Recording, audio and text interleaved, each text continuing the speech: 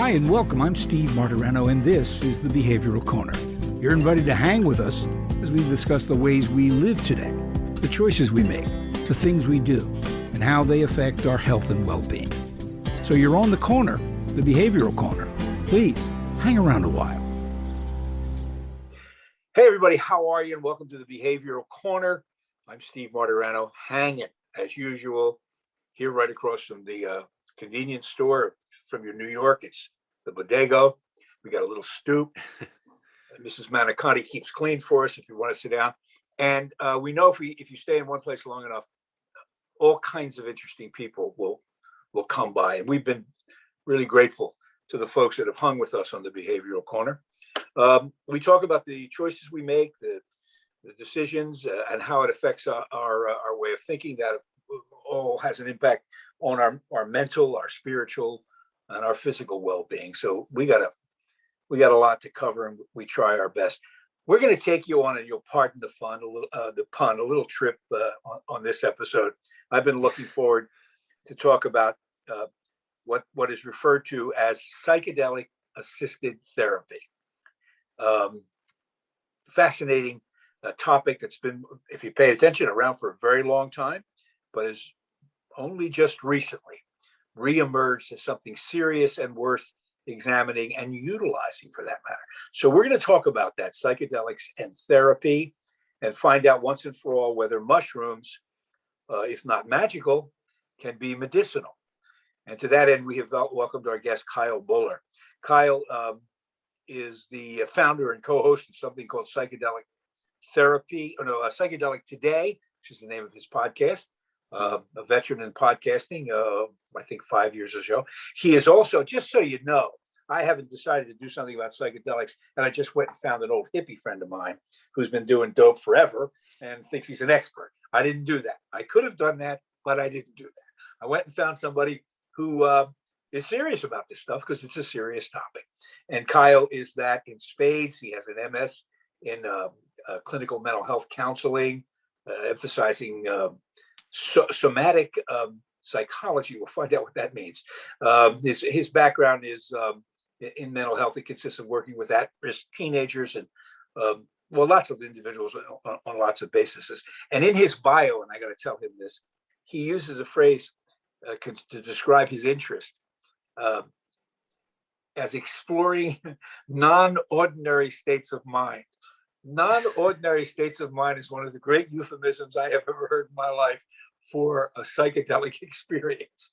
So we welcome Kyle Buller to the program. Kyle, how are you? I'm doing well. Thank you for having me on, Stephen. This is a pleasure. Yeah, listen, that's a great turn of phrase. I've been surrounded by and a victim of a non-ordinary state of mind for a very long time. So I'm grateful to have you here. Before we get into sort of the thumbnail sketch of the long history of psychedelics and their uses, how did you get involved in this? It's been a long story. I'll try to condense it and make it short. But the short story is that I got into meditation when I was around 15. So I guess really just starting to become curious in consciousness and whatnot.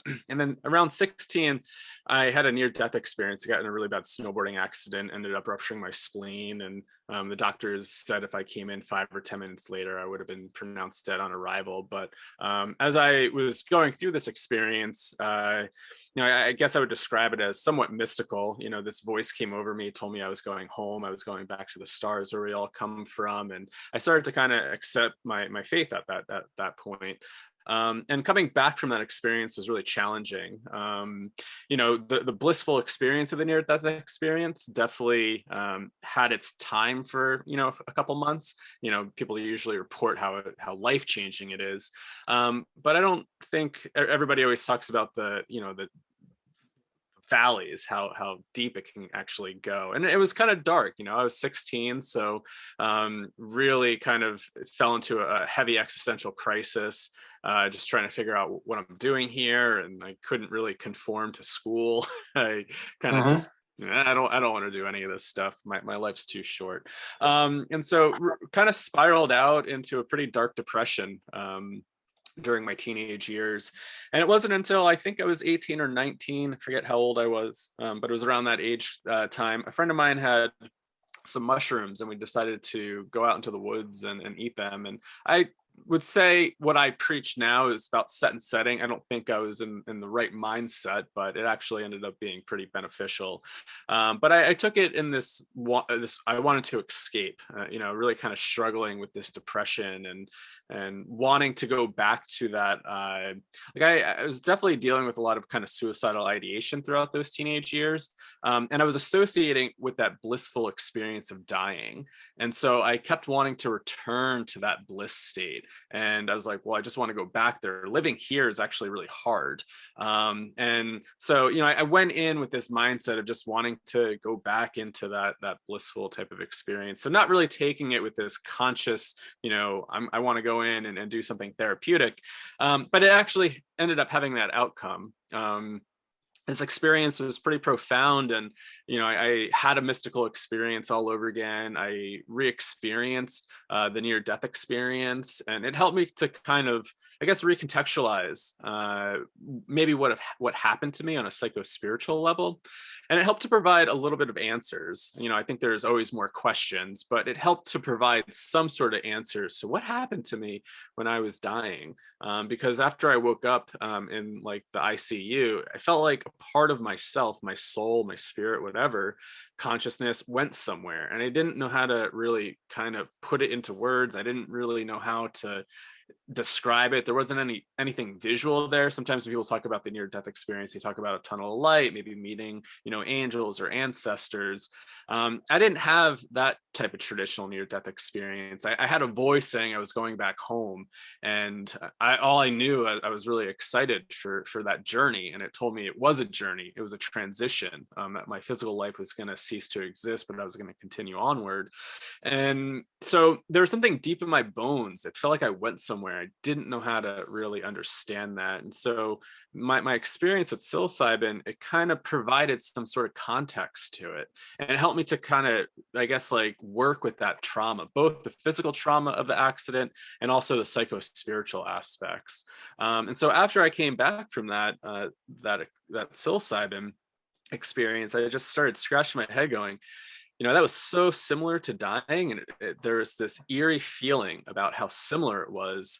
And I just became so fascinated. I just said to myself, how could somebody eat something that grows from the earth that could produce something so profound and reminded me so much of dying? I didn't know anything about the research. I didn't know anything that happened, back in, the early days in the 50s and 60s, where they're actually treating people with terminal illness, the near-death anxiety. And, now I read that and go, it makes sense. I think about my own experience and how similar it felt. But that was my entry point. I became super fascinated and decided to do a degree in transpersonal psychology, where I got to just study all this stuff. Any research paper that I could write about psychology, I was reading the academic literature on psychedelics, trying to understand what's going on here and how these substances could be beneficial for healing, because I found that experience to be so healing and transformative in my life.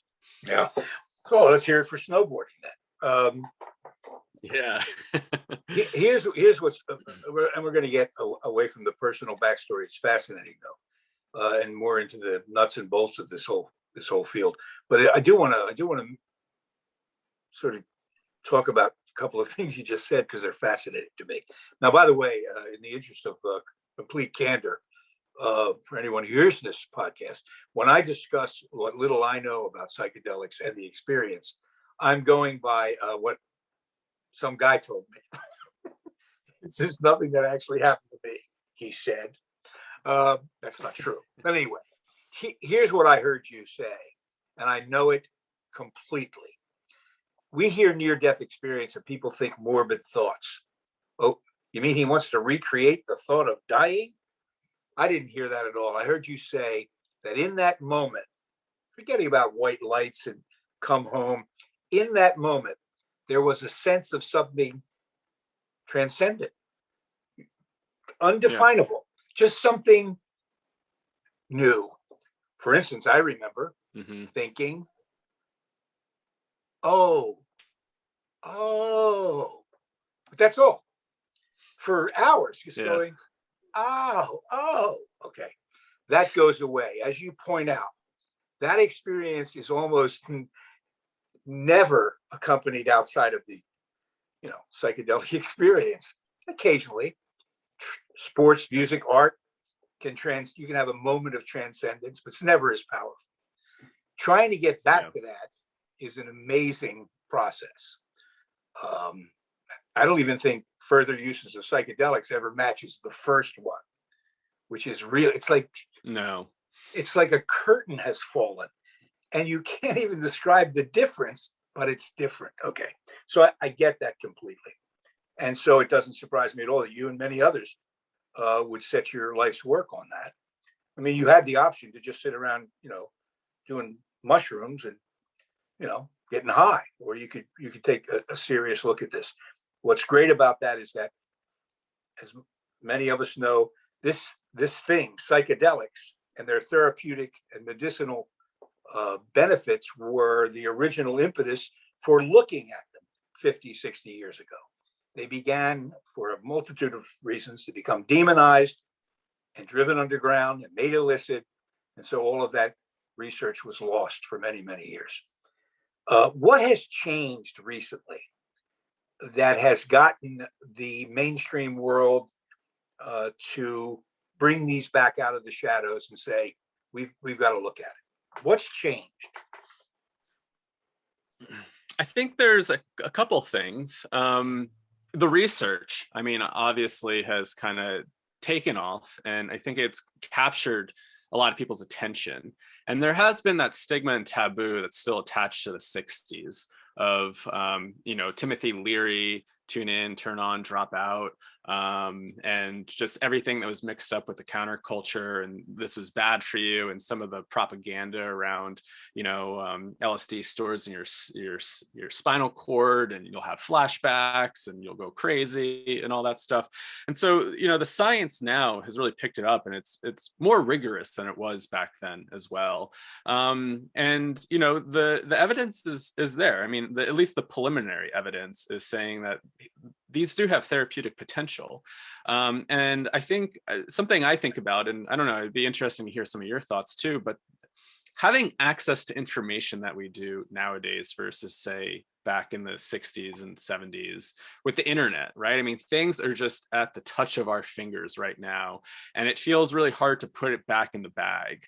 And so how are we going to move forward? Yeah. Ironically, it's become both much, much easier to lie, but much easier to uncover truth if you really look for it. You're absolutely right. Double-edged sword. Yeah. Incidentally, before you leave the history of the demonization solely to the responsibility of the hippies and my generation, the government had their hand too, because as we know, they wanted to weaponize LSD. They thought they could mind control Soviet agents, or at least drive them crazy, and that all contributed to the bad reputation that psychedelics got then. But we're coming out of that, and what I'm interested in finding out about, and I know you know a lot about, is the types of drugs that are being used, because we're not talking about one drug here. Mm-hmm. They all act differently.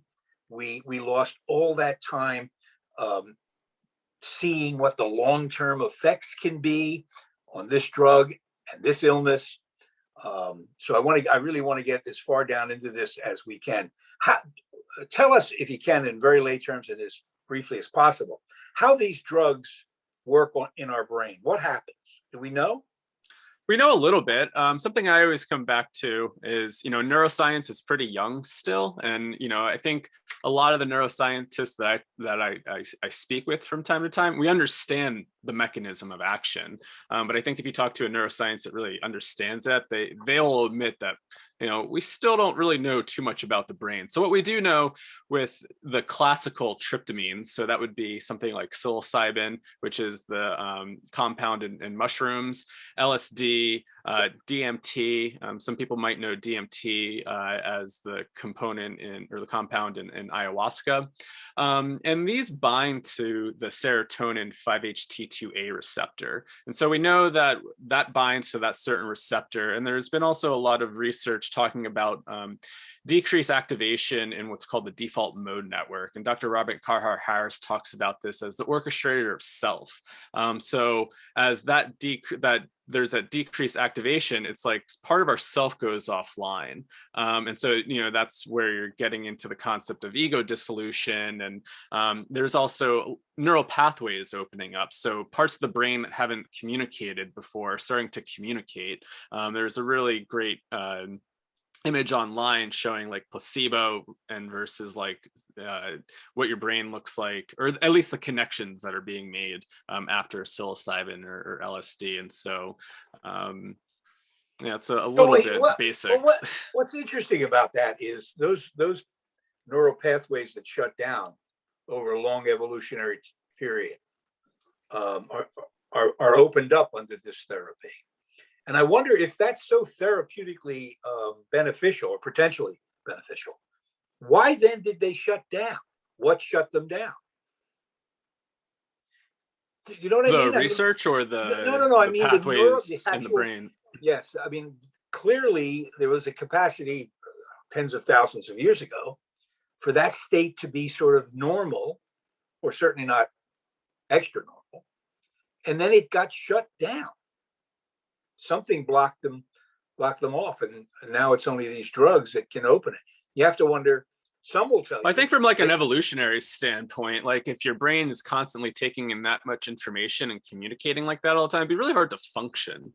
And so I think like the brain is looking for simplicity, right? Are you At saying, times. I mean, it's a very complex organ, but yeah. I think like to function in this reality, you can't be in an ego dissolving state all the time. The lion would eat you eventually. Exactly. It becomes a case of here comes the tiger, far out, right? Yeah. instead of run. I get it. Okay. Yeah. So let's talk about some of the things that. Oh, by the way, we're just so you know, we're talking to Kyle Buller. He is, as I say, a host of his own podcast. You co-hosted with someone, right?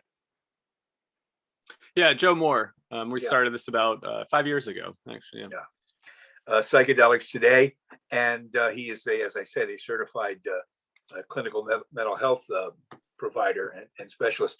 So what do we know about the kinds of mental health situations that these drugs might be beneficial for? Yeah, great question. So what kind of really kicked off a lot of this interest was the works that MAPS was doing, the Multidisciplinary Association for Psychedelic Studies. There was research done in the 50s and 60s, and they were exploring all sorts of different use cases for psychedelics, for alcoholism to, serious mental health disorders. And that was a little bit more, maybe I would say looser back then, just really trying to explore what could this be good for. And some of the work that I've really kind of really read from was Dr. Stanislav Grof, and he was a pioneer in LSD research, and he gives lots of different case examples of different mental health disorders that they treated with LSD in Czechoslovakia and then in Maryland in the 60s. And some of the stuff that happened over here in the United States during those early years was with near-death anxiety for those suffering for terminal illness. And so the research then started to kick off with that entry point with terminal illness in I think it was mid 2000s. Johns Hopkins picked up a study with psilocybin for near-death anxiety, and also wanting to see the maybe the mystical aspect and what's the similarities there. And then MAPS, the Multidisciplinary Association for Psychedelic Studies, they've been really focused on MDMA, and some people might know that as ecstasy. And they've been really looking at that medicine for the treatment of PTSD, and especially like kind of treatment-resistant PTSD. And they just wrapped up, I think, their first part of their phase 3 trials. So, they're going through FDA trials right now. I think they're going on their second the second part of their phase 3. And so this medicine could be available. I think they had to push the timeline back a little bit due to COVID and everything, but I think they're guessing by 2024, maybe 2023. So that could be a medicine that could be available for therapists for the treatment of PTSD. And some of the preliminary research is really wonderful. I think the studies that they just put out was a little bit over 60% of the participants that went through it no longer had a diagnostic criteria for PTSD, which is pretty amazing. And I guess if they see success with post-traumatic stress, then careful management of the drug and therapy, it could be applied to anxiety, depression, all sorts of things. Do we divide these drugs into two classes, those that occur organically and those that are manufactured by within the psychedelic community, they I think some people do classify that. So some people will talk about entheogens and like plant medicines, and so that would be something like psilocybin containing mushrooms, ayahuasca, peyote, San Pedro, more the natural plants. And then there is a debate within the community of like, I want mine all natural and plant derived versus the synthetic or semi-synthetic compounds that are made in the lab. Does some of that strike you as fashion rather than science? I think so. I mean, if you talk to a chemist or a pharmacologist, they'll tell you compounds are compounds, right? Right. But I think there is that interesting argument about the entourage effect with the whole plant being consumed with all the different other compounds that may be in there. So yeah, you can be like Hunter Thompson and go to South America and look for, what was it, Ibogaine or whatever he was. Ibogaine, Iboga. That's the one he wrote the famous Super Bowl piece while ingesting. Anyway, so let's talk about. Look, these are not for everyone. Most people who've looked at this. We've looked at people who've looked at this know, may even have personal stories of, a lot of people did a lot of LSD, and some people had a very negative reaction to it. Some people were hospitalized as a result of they had a kind of psychotic break because of these drugs. So here we are today on the dawn of maybe opening this up to, real use. And yet, how do people know whether they're the ones that shouldn't do this? So tell us what you're training. How are they training people to make sure they diagnose and then prescribe properly? Yeah, so I mean, if we're looking at what's going on with the research right now, there's only going to be a limited amount of, criteria for these medicines. So with MDMA, for example, that's only really being looked at through the FDA for PTSD. And so if somebody met a PTSD diagnostic criteria, and this was a legal form of therapy, they would be able to engage in MDMA-assisted psychotherapy. Some other things that people are looking at is, again, that near-death anxiety for terminal illness with psilocybin. I know Johns Hopkins was running a study on smoking cessation, so maybe quitting smoking with psilocybin. There have been those studies around alcoholism, so that might be it. But it's really interesting. So I guess to get a little bit nuanced of what's going on in the field too, is that you have the medicalization of psychedelics. And so that's going to be within the mental health framework. And so you would need to meet some sort of criteria to be able to get treatment for those specific, mental health disorders. There's also some other initiatives that are going on with like decriminalized nature, where they're trying to decriminalize plant medicines for people's own personal and maybe spiritual, religious exploration. And what just happened in Oregon, they just passed an initiative called Measure 109, and that's to legalize psilocybin therapy.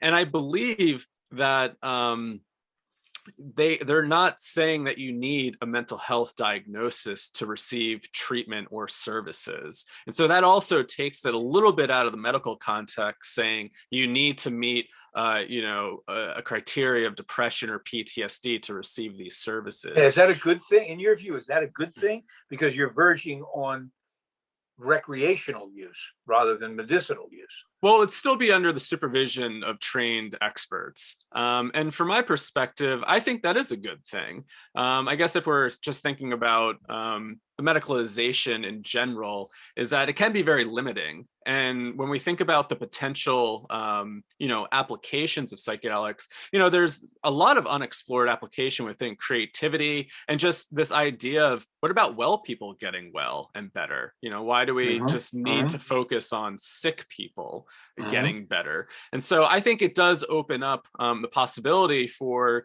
people that just want some sort of self-exploration to be able to have that and have it accessible. But it would, under like Oregon's measure, it would still be under trained supervisors. I mean, people are doing this already, right? They can go to a place like Jamaica, where psilocybin mushrooms are legal, or Amsterdam. People that are suffering, and also people that are just curious to learn a little bit more about who they are. And so I think having that access is beneficial than just limiting it to a medical diagnosis. How much pushback is there from the mainstream psychiatric medical community? I mean, I could see where psychiatrists might view these drugs as not so much a threat to what they do, but a shortcut that they might, say, no, you can't do that. This is a long process. Is there some of that going on? I think you see this, it's kind of funny to think about, but kind of like these turf wars. Again, thinking about the differences between medicalization, where these substances are only for sick people that meet a medical diagnosis. And this is, the drug that we prescribe. And so psychiatry, there's definitely the side of psychiatry that wants to be able to contain it and say, you need to be able to operate just within the medical, paradigm. And so to some extent, it might just be kind of like a turf war thing. We want to own this to some degree, and it needs to be medicalized. And then you have other people who are saying, yeah, but what about people that find benefit that aren't necessarily meeting those criteria? And should it be accessible? You kind of get into like cognitive liberty. Yeah. I come back to that. I think really appreciating different use cases and understanding when those use cases are appropriate. And so I'm not saying like, I'm against psychiatry. I mean, I'm a therapist, and so I'm excited about the potential of this being a treatment that I could potentially offer in the future. And there are people that are going to need that type of framework, and they're going to need the medical model. They're going to need mental health treatment within this. And then there's going to be the people that are saying, I suffer from a mild form of depression, but I'm really just kind of existentially stuck, but I don't meet these other criterias. But hey, maybe there's a service out where I can kind of do more self-exploration, spiritual development work. And I think that's important as a human species, right? Absolutely true. Grow and yeah. Well, it's absolutely true. I mean, we've seen already in a more limited way, medicinal assisted therapies for alcoholism and drug addiction. And it's always accompanied by also long-term therapy afterwards. Just stopping the craving and the behavior is just part of it. Some people will need that even if they get psychedelically assisted therapy. Others, you're right, will not. The journey will be over for them. Yeah. They will have found what they wanted to, or the fog lifted, and they can move on. Just this one other point about that. What's fascinating is that again in the history of this drug, and you talk about who should be the gatekeeper, who says who can get it and who can't.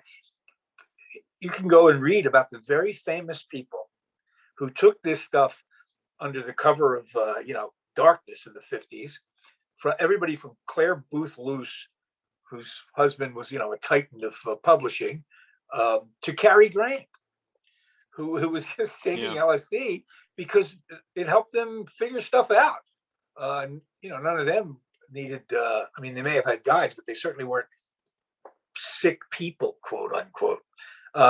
So now we're getting back to something like that, and it's great. You mentioned Carl before, and this is the other thing. So the stigma's gone; it's controlled, or certain the medical community is in charge, and I'm approaching this as I want to do this. How do I pick a therapist? You mentioned set and setting, and again, if you know anything about this, at the beginning there were a couple of schools of thought. One was set and setting, where you were in a controlled environment with someone you trusted. because who knows where this thing's headed. And the other, which was popularized by Ken Kesey, was drop acid and, go to a Grateful Dead concert, ride your motorcycles or some crazy thing. So how does somebody choose a therapist, making sure they get the right way in to this thing? Yeah, well, right now it's not available, so I don't think that's an option to really choose a therapist to be doing this. There are medicines like ketamine that are available legally, and that would be a question to ask for, say, ketamine-assisted psychotherapy, where people are exploring this as a legal medicine to use. It's not a traditional psychedelic; it's a dissociative anesthetic, but it does have transpersonal like qualities at higher doses. What are they using it and for? to maybe ask that, what are they using for depression? Yeah, okay. so depression, and it seems to do really well for depression. And so this use context could come up for this kind of treatment. So right now there's like ketamine infusion centers where maybe they're typically run by like anesthesiologists, and they're just getting IV. There's no prep work. There's no sort of like, hey, this is what's going to go on. It's more coming from like a biochemical model. You're coming in, you're getting your drug, and the drug is treating the depression. And so, people aren't getting as much support. And then on the ketamine assisted psychotherapy side, maybe it's a little bit different. You're doing some prep work with a therapist, you're understanding the therapeutic process. And the difference here is that we're not saying the drug is what's also creating the change. The drug is acting as a tool. And so I think that's the emphasis, is that in psychedelic assisted psychotherapy protocols, is that the psychedelic substance is an adjunct to therapy. And so, say with like ketamine, with the IV, there's no therapy going on to some extent. I mean, there are some clinics that understand the therapeutic like aspect there, and they will have that. But some are just, viewing it as a drug that can help treat, whatever's going on. So again, it's really the emphasis that these are really powerful tools that can help enhance the therapeutic process. And so, yeah, I if you are interested, I really emphasize finding somebody that understands that, because these aren't magic bullets and they're not going to cure you, right? And I think there's a lot of emphasis on the power of the drug, which these substances are really powerful. But again, even I talked about like this with my near-death experience, profound openness, insight, and then, you kind of come back, right? The drug wears off, the experience starts to die down. And that's where a lot of the work really starts to take place. And so really viewing the drug as an adjunct to the therapeutic process. And I also wanted to come back to your question about psychiatry. I think psychiatry in general is pretty excited about this, because there hasn't really been, a lot of great advancements in pharmacology or psychopharmacology for treatment. So I think a lot of psychiatrists and people in the mental health field are really excited about this.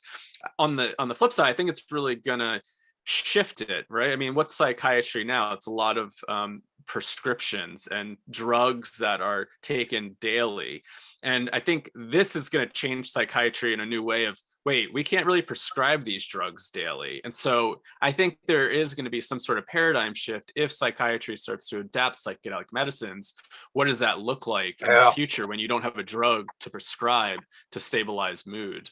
Well, don't you, in another sense, I mean, just, crystal ball gazing here, the talk therapy, which we know from movies and television, is, Freudian guy sitting on a couch and the guy saying, well, how do you feel about that? These drugs, when you hear about people being in psychotherapy for 55 years, it's because it's hard to get past all the defense mechanisms and all the suppressed memory. So these drugs may make it easier for people to talk to the therapists in a more profound and important way. So that's very interesting. All right, let's listen. I could go on forever because I love the topic, and we are at the dawn of it. And thank you for reminding me that this is not something you can go to CVS and get, or have your doctor prescribe it. Nevertheless, I know currently illegal. Yeah, and illegal. Nevertheless, I know that you have probably had the experience of people saying to you, off the record, hey, we want to do some ecstasy. We've never done it before, or we may take our first acid trip or eat some mushrooms. Do you advise them about, okay, here's what you ought to remember? What is the sort of things you would say to somebody who said that to you?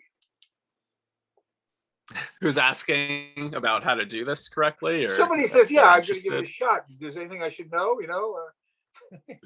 What do you tell them? I mean, yeah, I mean, we get this question all the time, and the question that, hey, where can I find a guide? Where can I, find access to this? And it's a really tricky question to answer on that side, because these are still legal, and people are doing it. There are things happening underground. There's therapists that are taking a huge risk to provide these services. And so I really take a harm reduction approach. When people do ask this, they come to me, they're really curious about it.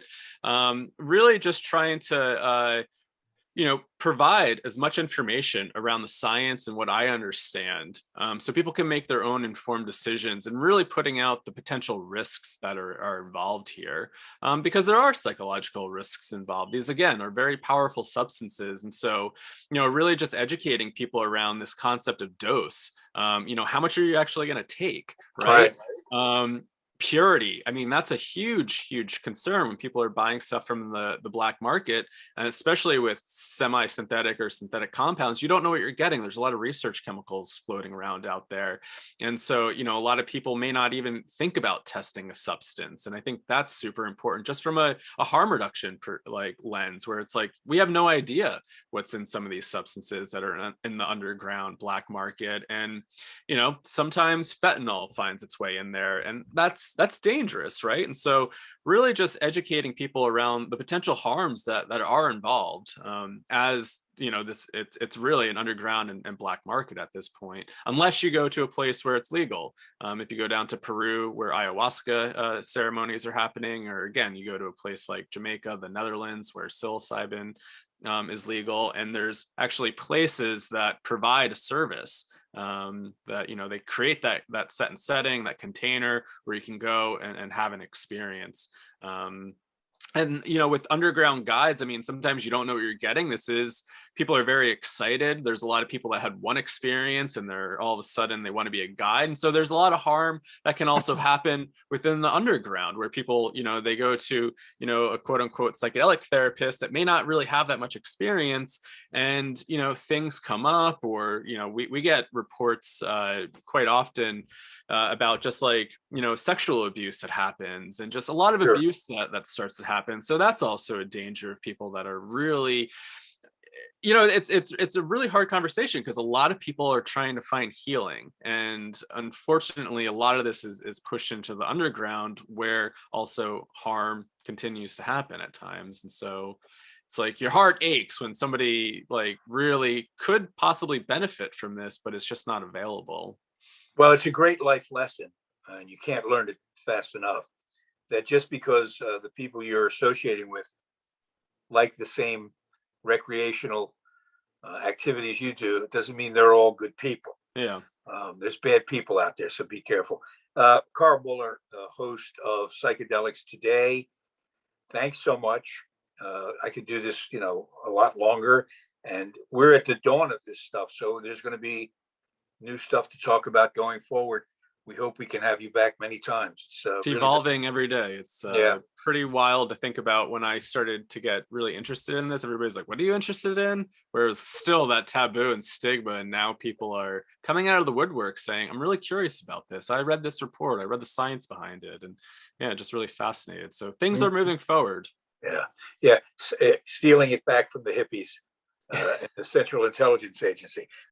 Thanks so much. And thank you all for your time here on The Corner. Come back on The Corner any old time, man. Thank you. Appreciate it.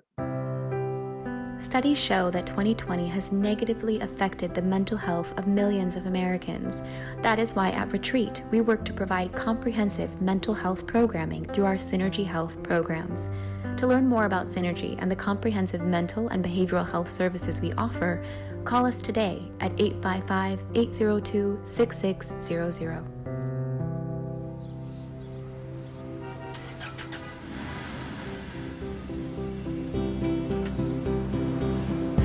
that's it for now. And make us a habit, hanging out at the Behavioral Corner. And when we're not hanging, follow us on Facebook, Instagram, and Twitter on the Behavioral Corner.